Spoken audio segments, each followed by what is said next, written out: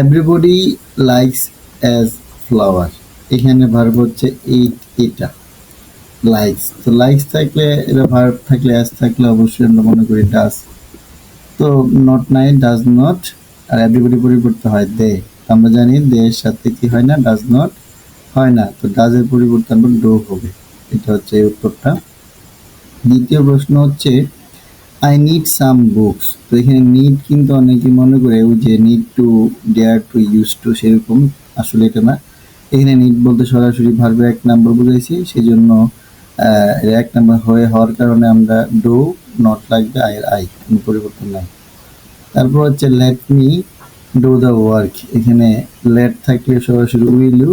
এখানে আমরা অনেকে ওন্ট ইউ বসাতে পারবো, কারণ আমরা জানি হা বোধককে না বোধক করা যায়। তারপর হচ্ছে ডোন্ট মেক এ নয়েজ, তাও ঠিক আছে, এটাও ইম্পারেটিভ বাক্য, কারণ ডো দা শুরু দিলে। অতএব আমরা জানি অলওয়েজ, নেভার, তারপরে প্লিজ, কাইন্ডলি, লেট, ডো, তারপরে যে কোনো ভার্ব, বি, হ্যাভ, এগুলো বাক্যের প্রথমে থাকলে অবশ্যই উইলি হয়। তো এখানে আবার ওন্ট ইউ হবে না, কারণ হচ্ছে সেটা হচ্ছে আমরা এখানে অটোমেটিকলি নট আছে, সেজন্য ওন্ট ইউ দেওয়া যাবে না। এই যে let's have a cup of T, let's থাকলে শেল উই, কিন্তু ওই যে আমি বলছিলাম লেট থাকলে আবার উইল ইউ হয়, এটা কোনো ধরনের চিন্তা নাই। যেমন আরেকটা লেটস হ্যাভ এ পার্ট, দরকার নেই, লেটস আছে মানেই লেট আস বোঝাইছে। অনেকে লেট ইজ চিন্তা করে, কিন্তু আসলে না, লেট আস, তাহলে শেল উই সরাসরি মুখস্থ রাখতে হবে। Kaisar Haque writes in English, আমরা এখন রাইটস একটা ভার্ব, এস থেকে does, does not, Kaisar Haque পুরুষ, এই জন্য হি গেল এটা। So he can go to university by bus. তো ক্যান যেহেতু আছে, আমরা জানি ক্যান কে নট করলে কান্ট হয়, তো কান্ট হি। তারপরে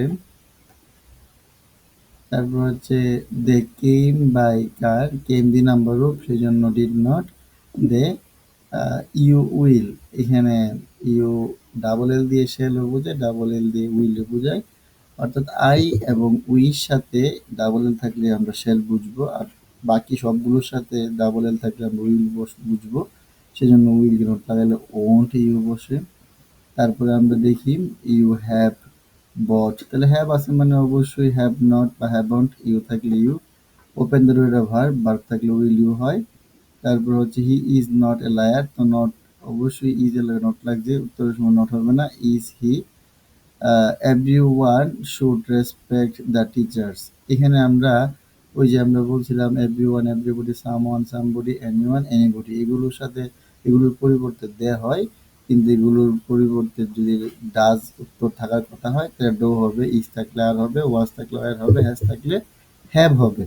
তো এখানে শুড যেহেতু আছে তাহলে অবশ্যই শুড দেওয়া আছে, এভরি বডির পরিবর্তে আমরা দে বসাবো।